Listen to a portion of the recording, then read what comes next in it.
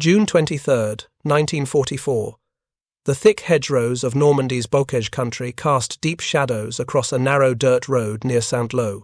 Private First Class Robert Thompson, of Company E, 16th Infantry Regiment, 1st Infantry Division, crouched behind an ancient stone wall, his hands wrapped around a steel tube that weighed just 13 pounds, but represented the only thing standing between his squad and the 60-ton Tiger tank idling somewhere beyond the hedge line 30 yards ahead. The distinctive deep rumble of the Maybach engine was unmistakable. Thompson had been in France for 17 days, long enough to learn that sound meant death. Tigers were supposed to be invincible from the front, their armour too thick for anything the infantry carried. What Thompson and his loader, Private Kenneth Marsh, didn't know was that the maze-like terrain of the Bocage was about to rewrite every assumption German tank commanders held about their invulnerability. In the dense hedgerow country, where combat ranges collapsed from hundreds of yards to dozens, where tanks moved slowly through narrow lanes, bordered by earthen walls 8 feet high, and hedges thick enough to stop a truck, the bazooka would transform from a questionable anti-tank weapon into something German crews genuinely feared. The confined terrain negated every advantage German armour had been designed to exploit, while amplifying the one advantage American infantry possessed: the ability to get close enough to strike where even the heaviest armour was vulnerable. If you're enjoying this deep dive into the story, hit the subscribe button and let us know in the comments from where in the world you are watching from today. The story of how American bazookas became genuinely effective against German heavy armour begins not with the weapon itself, which had proven disappointingly unreliable in North Africa and Sicily, but with the terrain that would force an entirely new kind of armoured warfare. The Normandy Bocage was agricultural land divided by hedgerows that had grown undisturbed for centuries. Norman farmers had enclosed their fields with earthen banks, some dating to Roman times, topped with dense hedges of hawthorn, bramble, and oak. Over hundreds of years, these banks had been reinforced, heightened, and thickened until they formed walls sometimes 12 feet high at the base, with root systems that held the earth together like reinforced concrete. The hedges themselves grew another 6 to 10 feet above the banks, creating barriers that were effectively impenetrable to vehicles and difficult even for infantry to cross. Roads through this landscape were sunken lanes, worn down over centuries until they ran between walls of earth that rose high above the roadbed. These lanes, barely wide enough for a farm cart, became the only practical routes for mechanized forces. American military intelligence had failed catastrophically to understand what this terrain would mean for armored operations. Pre-invasion planning maps showed Normandy as open farmland. Aerial reconnaissance photographs failed to reveal the true height and density of the hedgerows. When American infantry and armour pushed inland from the beaches in mid-June 1944, they entered a landscape for which they had received no training and for which their tactics were completely unsuited. A single hedgerow-enclosed field might measure only 50 to 100 yards on a side. Infantry attempting to advance had to cross exposed ground under observation from defenders concealed in the next hedge line, then fight through the hedgerow itself, only to face another identical obstacle immediately beyond. Tanks attempting to support infantry found themselves channeled into sunken lanes, where they could neither manoeuvre nor bring their main guns to bear on targets concealed in the hedgerows above them. German defenders positioned machine gun teams at field corners where they could sweep 2 hedgerow faces simultaneously. They placed mortar teams in concealed positions with pre-registered fire on likely American approach routes. Most critically, they positioned their armour in carefully selected positions where narrow lanes created natural kill zones. A Panther or Tiger tank positioned at a T intersection in a sunken lane could cover approaches from 2 directions, while its own hull remained protected by earthen banks. American Sherman tanks advancing up such lanes presented perfect targets, their thinner side and rear armour exposed as they attempted to navigate tight corners. The Sherman's 75mm gun, already inadequate against German heavy armour, became nearly useless when the tank couldn't manoeuvre to acquire targets. By late June 1944, American casualties in the Bocage fighting had reached alarming levels. Infantry companies were being reduced to half strength within days. The advance that planners had expected to cover miles per day was instead measured in hundreds of yards, with each hedgerow-enclosed field requiring hours or sometimes days to capture. General Omar Bradley, commanding 1st Army, issued urgent requests to ordnance officers for any equipment that might help infantry and armor fight more effectively in hedge country. Among the equipment receiving renewed attention was the 2.36-inch rocket launcher, M1A1, the Bazooka, which had compiled a mixed combat record since its introduction in 1942. The weapon had been developed specifically to give infantry portable anti-tank capability. In concept, it was brilliantly simple. A 5-foot steel tube open at both ends, a shoulder-fired rocket with a shaped charge warhead that could theoretically penetrate 4 inches of armor plate, and a battery-powered electrical firing system. The shaped charge principle was well understood by 1944. An explosive with a cone-shaped hollow cavity focused its destructive force into a narrow jet of superheated gas and molten metal traveling at velocities approaching 25,000 feet per second.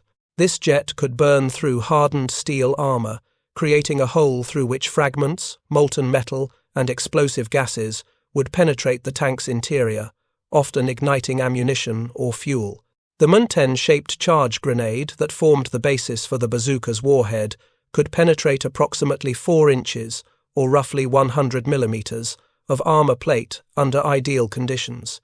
This was theoretically sufficient to defeat any tank the Germans had fielded in 1941 and early 1942. But by 1944, German armor had evolved significantly. The Tiger I heavy tank mounted frontal armor 100 mm thick on the hull and turret face. This was already at the extreme limit of the bazooka's penetration capability. The Tiger's side armor measured 80 mm thick, theoretically vulnerable to the bazooka at close range. The rear armor, protecting the engine compartment, was only 82 mm. These were the targets American infantry would need to hit. But hitting a specific point on a tank required getting within effective range, which doctrine specified as 200 yards maximum, and preferably much closer. At 200 yards, a tank's machine guns could shred an infantry position in seconds. Approaching within bazooka range of German armor in open terrain was essentially suicidal, a fact American soldiers had learned repeatedly in North Africa, Sicily, and Italy. But the Bocage changed this lethal equation fundamentally. In terrain where visibility rarely exceeded 50 yards, where tanks moved at walking speed through narrow lanes, where infantry could approach under cover of hedgerows so dense that men 3 feet apart often couldn't see each other, the bazooka's short effective range became far less of a disadvantage. For the first time, American infantry could realistically expect to close within 100 yards of German armor without being detected. At 100 yards, the bazooka's shaped charge warhead retained full penetrating power. At 50 yards, it was devastating. The psychological impact of this realization spread through both American and German units during the last week of June and early July 1944, fundamentally altering how both sides approached armored combat in the hedgerows. German tank commanders, who had operated with relative impunity in more open terrain, suddenly found themselves intensely vulnerable. American infantry squads that had previously felt helpless against armor discovered they possessed a weapon that could kill tigers if they could get close enough, and in the Bocage, getting close enough was suddenly terrifyingly possible. The first documented instance of an American bazooka team successfully engaging a Tiger tank in the Normandy Bocage occurred on June 28, 1944, near the village of Hauts-Vents, approximately 5 miles west of Saint-Lô. The 2nd Battalion, 23rd Infantry Regiment, 2nd Infantry Division, had been attempting to advance through a particularly dense section of hedgerow country for 3 days, gaining perhaps 300 yards at the cost of 47 casualties. A Tiger tank from Schwerer SS Panzer Abteilung 101 had positioned itself at a crucial crossroads, its 88mm main gun covering the only practical approach route for American armor. Sherman tanks attempting to advance had been destroyed one after another, their burning hulks now blocking the narrow passage. The German crew, veterans of the Eastern Front, felt secure in their massive vehicle. The Tiger's frontal armor had proven impervious to every American weapon they had encountered. What the German crew failed to account for was the possibility that American infantry might approach through the hedgerows themselves, rather than along the road. Staff Sergeant James Hendrick, a 24-year-old squad leader from Pennsylvania, had been observing the Tiger's position for 6 hours from a concealed position 2 hedgerows away. He noted that the tank crew seemed confident, even complacent. Hendrick proposed to his company commander that a small team might infiltrate through the hedgerows under cover of an artillery barrage and engage the Tiger with bazookas at close range. The commander approved the mission. Hendrick selected 3 men. Private First Class William Patterson would carry the bazooka. Private Robert Cole would serve as loader, carrying 6 rockets. Private Daniel McCarthy would provide security with his Monet-Garand rifle. At 0430 hours on June 28th, under cover of pre-dawn darkness, the team began their infiltration. Moving through hedgerows in darkness was nightmarish work.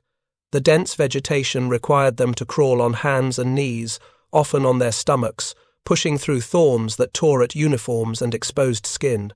Noise discipline had to be absolute. A single metallic clink would alert German sentries.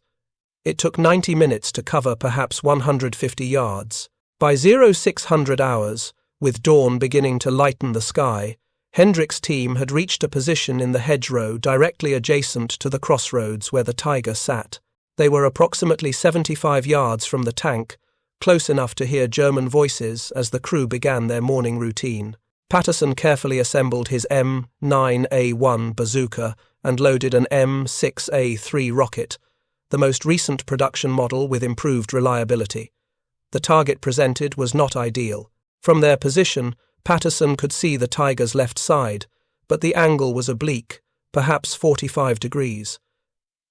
Hendrick made the decision to wait for a better shot. For 3 hours, the team remained concealed, watching the Tiger and waiting for an opportunity. At 0915 hours, the opportunity arrived.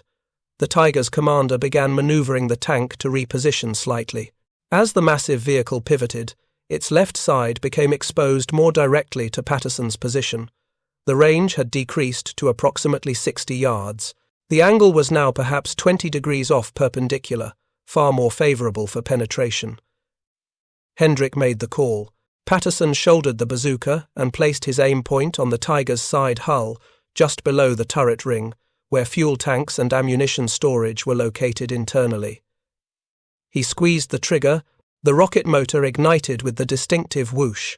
The rocket covered the 60 yards in less than a second. The shaped charge warhead struck the Tiger's side armor, detonated, and sent its jet of superheated gas and molten metal through 80 millimeters of hardened steel. Inside the Tiger, the effects were catastrophic. The penetrating jet struck the ready ammunition stored along the turret basket, igniting propellant charges. The initial explosion killed the loader instantly. Fire erupted through the fighting compartment. The driver and bow gunner threw open their hatches and bailed out. The commander and gunner had less time. The commander managed to get halfway through his hatch before the secondary explosion occurred as main ammunition storage detonated. The force of the explosion threw the turret partially off its ring, and flames erupted from every opening in the vehicle. German infantry immediately opened fire on the hedgerow where the rocket had originated, but Hendrick's team was already withdrawing through the dense vegetation, using prepared routes they had memorized during their approach. They reached American lines 14 minutes later, having lost no men and having destroyed a Tiger tank that had halted an entire battalion's advance for 3 days. The engagement was documented in the 2nd Infantry Division's after-action report for June 28, 1944. German records from Schwer SS Panzer Abteilung 101 confirm the loss of 1 Tiger tank on June 28 near Hauts-Vents to American close-range anti-tank weapon. The tactical lessons from this single engagement spread rapidly through both armies. American infantry officers recognized that in Bocage terrain, small teams with bazookas could successfully stalk and kill even heavy German armor if they were willing to accept the risks of close-range infiltration. German tank commanders recognized that positions they had considered secure were actually vulnerable to infantry attack from concealed approaches. The psychological impact was profound. For German crews, The knowledge that infantry might be crawling through hedgerows toward them at any moment created constant stress. Tank commanders who had previously felt secure inside their armored vehicles now understood they were potentially under observation and threat at all times. This led to measurably more defensive behavior. For American infantry, the successful engagement provided tangible proof that even Tigers could be destroyed with weapons organic to rifle companies. This had direct effects on morale and tactical aggressiveness. Squads that had previously avoided areas where German armor was reported now began actively seeking opportunities to engage with bazookas. The bazooka itself underwent a reassessment among frontline troops. The weapon's limitations remained significant. The shaped charge warhead was effective only against armor. The rocket motor's signature white smoke trail revealed the shooter's position immediately. The electrical firing system still suffered occasional failures in damp conditions. The rocket's ballistic performance was poor, with significant drop over distance. But none of these limitations mattered in Bocage fighting, where engagements occurred at ranges where the rocket's trajectory was essentially flat, where the smoke trail was concealed by hedgerows before German forces could react, and where the shaped charge warhead's armor penetration was more than adequate against the side and rear armor of any German tank. The tactical employment of bazookas in the Bocage evolved rapidly through July 1944 as both American and German forces adapted. American infantry doctrine expanded to include security elements. Squads operating in hedgerow country typically deployed bazooka teams with at least 2 riflemen, providing close security, watching for German infantry while the team maneuvered into firing position. The preferred method of engagement became the ambush from concealed positions rather than direct assault. Infantry would establish observation posts concealed in hedgerows, overlooking roads or intersections where German armor was likely to appear. When a tank entered the kill zone, prearranged signals would alert the bazooka team, which would have already positioned itself at optimal range and angle. The first shot was critical. A successful hit might disable or destroy the target immediately. Even if penetration failed, the impact and explosion would typically cause the tank crew to button up, closing all hatches and relying on limited vision through periscopes, significantly degrading their situational awareness. The Germans adapted defensively. Tank commanders in Normandy began insisting on substantial infantry support before moving through hedgerow country. German infantry tactics emphasized aggressive patrolling around friendly tank positions, particularly searching hedgerows within 200 yards, the bazooka's maximum effective range. German tankers learned to avoid predictable routes and positions. Tanks that had previously remained stationary now moved frequently, never staying in one location more than a few hours. The most detailed account of bazooka employment against Tigers in the Bocage comes from Captain John Spencer Caldwell of Company G, 22nd Infantry Regiment, 4th Infantry Division. Caldwell, a 26-year-old from Ohio who had graduated from West Point in 1941, kept detailed personal notes throughout the Normandy campaign. On July 18, 1944, Caldwell's company was assigned to capture a small crossroads village designated on maps as Hill 108, approximately 3 miles northeast of Saint-Lô. Intelligence reported that German forces had established a strong point at the crossroads, including at least 1 heavy tank. Caldwell's company had been reduced to 93 men from its authorized strength of 193 through casualties and illness. The advance began at 0600 hours, with heavy fog reducing visibility to less than 50 yards.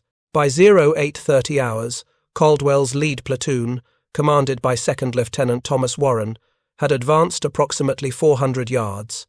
Warren's platoon scout reported hearing engine noise from beyond the next hedgerow, suggesting German armor was positioned nearby but not yet visible. Warren deployed his platoon in defensive positions and sent his bazooka team, Corporal Andrew Novak as gunner and Private Henry Sullivan as loader, forward to reconnoiter and identify the exact position of the suspected tank. Novak and Sullivan crawled through the hedgerow and into the next field, moving slowly to avoid making noise. After advancing approximately 30 yards, they identified the source of the engine noise. A Tiger tank sat in a hull-down position at the end of the sunken lane, its 88mm gun covering the approach. The tank was positioned with its frontal armor toward the expected American axis of advance. Approximately 20 German infantry were visible in positions around the tank. The German position was well chosen tactically. Any American forces attempting to advance up the sunken lane would be exposed to the Tiger's main gun at point-blank range. Novak observed the position for 15 minutes, noting the tank crew's behavior and the German infantry's deployment pattern. He concluded that while the frontal approach was impossible, the Tiger's position left its left side potentially vulnerable if a Bazooka team could infiltrate along the hedgerow that bordered the sunken lane. The German infantry were concentrated primarily on the right side of the lane.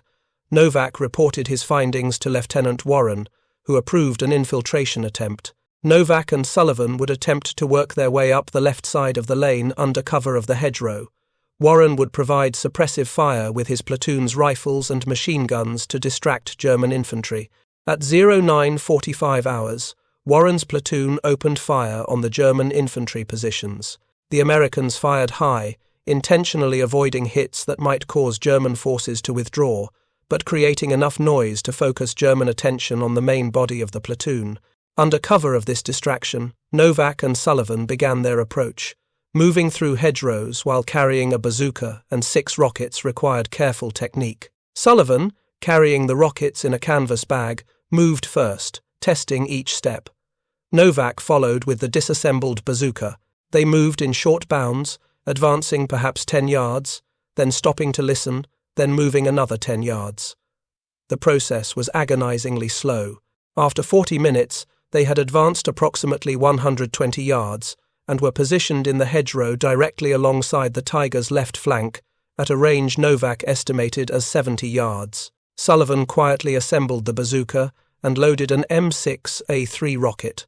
Novak settled into a stable firing position, bracing the bazooka against his shoulder and sighting through the optical reflector sight.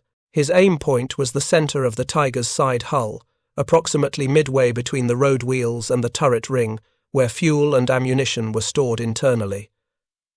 At 70 yards in range, the shot was well within the bazooka's effective capability.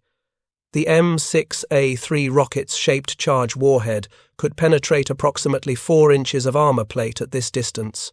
The Tiger's side armor measured 3.15 inches, or 80 millimeters, theoretically within the rocket's penetration envelope.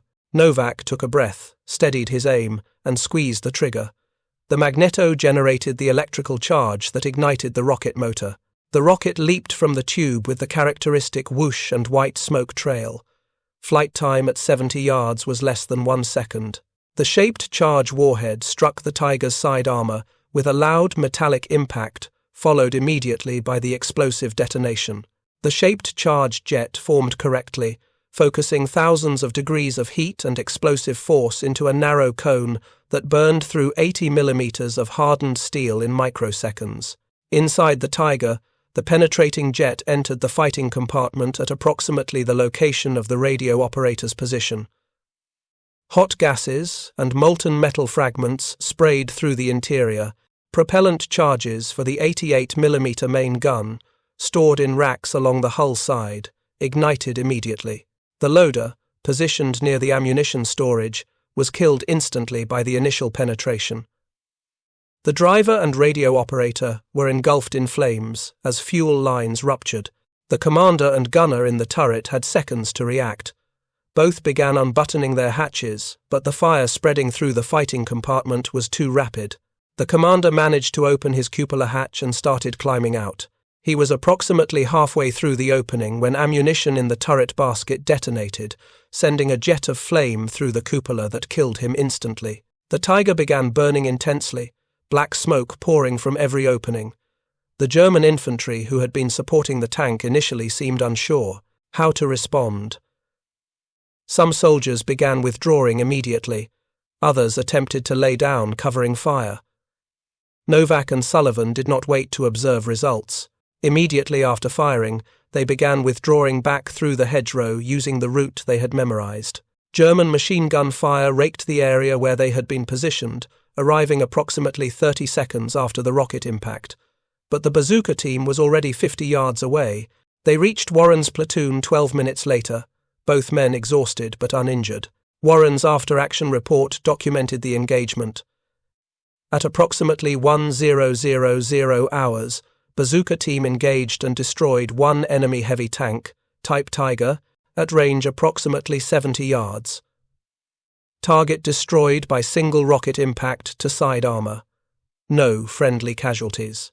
Enemy infantry withdrew from position following tank destruction. The Tiger's destruction effectively collapsed German resistance at Hill 108. Without the tank's heavy gun to cover approaches, German infantry could not hold their positions. By 1400 hours, Caldwell's company had secured the crossroads with an additional 12 casualties, but having eliminated a strong point that might otherwise have required days of fighting to reduce. Novak received the Silver Star for his actions on July 18. Sullivan received the Bronze Star. Both men survived the Normandy campaign. Novak was killed in action during the Battle of the Bulge in December 1944. Sullivan survived the war and returned to Pennsylvania. In a 1978 interview, Sullivan reflected on his experience. "People ask me if I was scared, going up against a tiger with just a bazooka. Of course I was scared. Anyone who says they weren't scared in combat is either lying or crazy. But being scared doesn't mean you don't do your job. We knew the bazooka could kill tanks if we used it right. We'd been trained, we'd practiced, and we'd heard about other guys who had done it successfully. That gave us confidence. Not that we'd survive necessarily, but that we could accomplish the mission." If you find this story engaging, please take a moment to subscribe and enable notifications. It helps us continue producing in-depth content like this.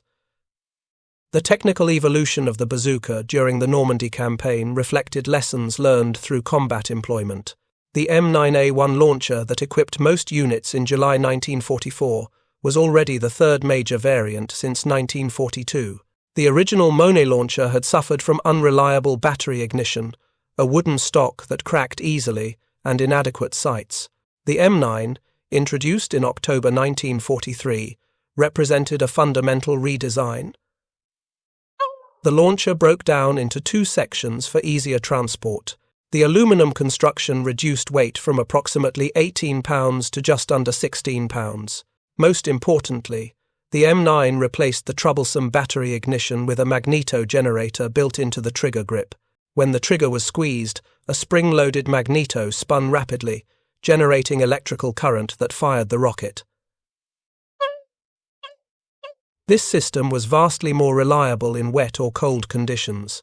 The M9A1 variant incorporated minor improvements to the tube coupling mechanism and added a more robust optical reflector sight. The rockets themselves underwent continuous improvement. The M6A3 rocket, which became standard issue by June 1944, incorporated a blunt hemispherical nose specifically designed to prevent deflection. When this nose struck armor at any angle, it tended to bite in rather than glancing off, ensuring the shaped charge warhead detonated at the correct standoff distance. Field reports from Normandy indicated significantly improved reliability. Misfire rates for the M6A3 were estimated at approximately 3 to 5% under normal field conditions, compared to 15 to 20% for earlier rockets. This improvement was tactically significant because bazooka teams typically carried only 6 to 8 rockets. The shaped charge warhead technology that made the bazooka potentially effective against heavy armor was based on principles known since the late 19th century. Charles Munro discovered in 1888 that explosives with hollow cavities focused their force directionally. The shaped charge warhead on the M6A3 rocket contained approximately 1.5 pounds of Composition B explosive surrounding a conical copper liner.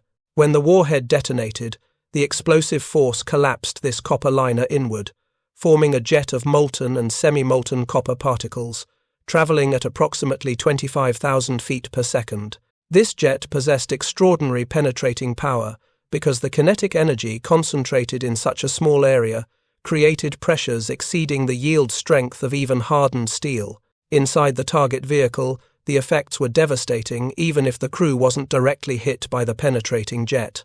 The sudden overpressure from explosive gases entering through the penetration hole could rupture eardrums and cause traumatic brain injury. Hot gases and molten metal fragments ignited fuel and propellant charges. Even if the tank didn't suffer catastrophic ammunition detonation, the vehicle was often rendered inoperable and the crew forced to bail out. The psychological impact on tank crews of facing shaped charge weapons was severe. German tank crews interviewed after the war consistently mentioned American bazookas as one of the most feared infantry weapons.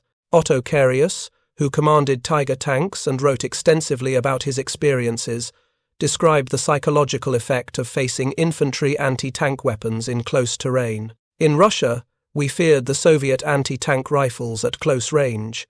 In France, the Americans had their bazookas and were trained to use them aggressively.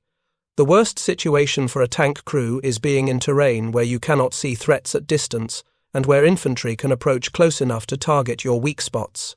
The Normandy hedgerows were a nightmare for precisely this reason. We were blind, our long-range gunnery advantage was negated, and we knew American infantry were skilled at infiltrating close enough to use their rockets against our side and rear armor. The tactical doctrine for bazooka employment that evolved through the Normandy campaign emphasized surprise, close range, and immediate withdrawal after firing. The standard teaching was that a bazooka team should never fire from a position where the enemy could immediately return fire effectively. This required careful reconnaissance to identify covered firing positions with good escape routes. The team would move into position, ideally getting within 100 yards of the target, wait for optimal shot angle, fire a single round, and immediately withdraw, regardless of whether the shot achieved a kill. Staying in position to fire follow-up shots invited destruction. The rocket's smoke trail marked the firing position clearly. Training emphasized that observing results was secondary to survival. Some units developed specialized tactics for multiple bazooka ambushes. 2 or 3 teams would position themselves at different locations around a likely German armor route. When a tank appeared, one team would fire, deliberately attracting attention. While the enemy was focused on the first team's position, the second team would fire at the now exposed side or rear of the target. These coordinated ambushes were devastatingly effective when executed properly. The physical demands on bazooka crews were substantial. The M9A1 launcher weighed approximately 16 pounds empty. A gunner typically carried the launcher plus his personal weapon, ammunition, grenades, water, rations, first aid kit, and other standard equipment. Total load could exceed 60 pounds. The loader carried 6 to 8 rockets at approximately 3.4 pounds each, plus his personal weapon and equipment. Moving through hedgerow country with this equipment in summer heat was exhausting. The mental demands were equally severe. Bazooka operators knew they were priority targets. The mortality rate among bazooka operators who engaged enemy armor was significantly higher than the infantry average. Soldiers assigned to bazooka duty required not just physical capability, but also mental toughness to approach within close range of vehicles that could kill them instantly, and maintain enough composure under stress to aim properly and execute the engagement successfully. By late July 1944, as First Army prepared for Operation Cobra, the breakout offensive that would shatter German defensive lines, American infantry had developed considerable confidence in their ability to fight German armor in close terrain. The bazooka had proven itself not as a wonder weapon that made infantry immune to tanks, but as a practical tool that gave well-trained soldiers a reasonable chance of destroying even heavy armor under favorable conditions. Operation Cobra, launched on July 25th, began with massive carpet bombing by American heavy and medium bombers. The bombing was followed by armored exploitation that pushed through weakened German lines into more open country south of the Bocage. As American armor broke into open terrain, the tactical situation shifted. But bazookas remained valuable for infantry defense against German counterattacks and for clearing German armor from villages where confining terrain created conditions similar to the Bocage. The subsequent pursuit across France saw German forces in full retreat by mid-August. German tank units suffered catastrophic losses to the combination of air attack, artillery, fuel shortages, mechanical breakdowns, and continuous operations without adequate maintenance. By the time First Army reached the German border in September 1944, The Wehrmacht had lost the vast majority of the armor committed to defend Normandy. The bazooka's contribution to this destruction was relatively small in absolute numbers, probably fewer than 200 German tanks destroyed or abandoned specifically due to bazooka damage. But the weapon's psychological impact was disproportionate to these numbers. The knowledge that American infantry possessed effective close-range anti-tank capability forced German armor to operate more cautiously, to demand more infantry support, and to avoid terrain where infantry might approach close. These behavioral changes reduced German tank effectiveness far beyond the actual number of vehicles destroyed by bazookas. A tank that avoided certain terrain or moved more slowly due to fear of infantry anti-tank weapons was less combat effective, even if never engaged by a bazooka. The Battle of the Bulge in December 1944 provided a final significant test of bazookas against German armor in Western Europe. German forces attacking through the Ardennes deployed hundreds of tanks. American infantry units fell back to defensive positions in villages and towns where they used bazookas to defend against German armor, attempting to exploit through narrow streets. The town of Bastogne, encircled by German forces from December 20th to December 26th, became famous for the 101st Airborne Division's determined defense. Bazooka teams played a critical role in stopping German armor from penetrating the town's defenses. The confining terrain of narrow streets and buildings created conditions where bazookas could engage effectively. Sergeant Paul Jacot, 502nd Parachute Infantry Regiment, destroyed a German Panther on December 21st near Bastogne's perimeter at a range of approximately 40 yards, firing from a second-story window that gave him a plunging angle onto the Rinse, a tank's thinner top armor. His shot penetrated the engine deck, setting the tank on fire and forcing the crew to abandon the vehicle. Similar close-range engagements occurred throughout the Bastogne perimeter as paratroopers used bazookas to compensate for their lack of anti-tank guns. The weapons that had proven themselves in the hedgerows of Normandy remained effective in the streets of Belgian villages, wherever terrain restricted German armor's ability to engage at long range.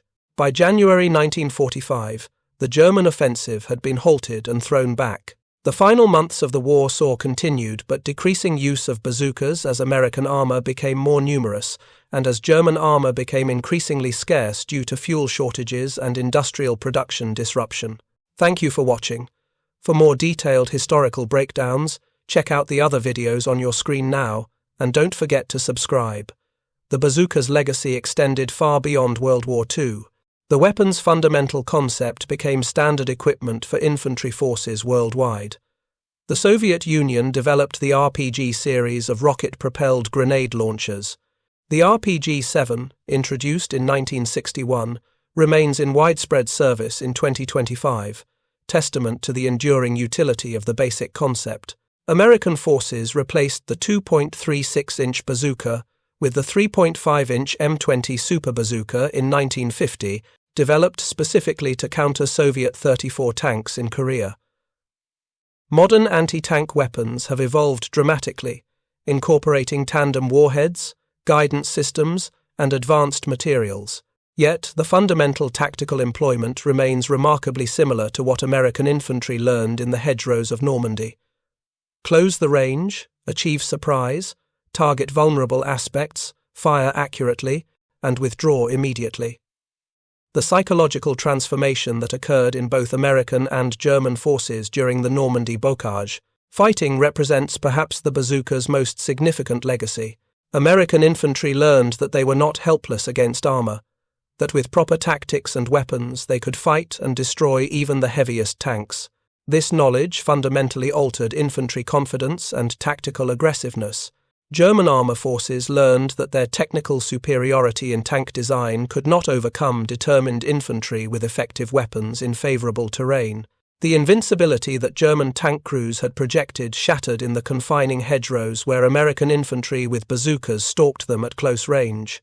This psychological defeat affected German tactical doctrine and crew morale for the remainder of the war.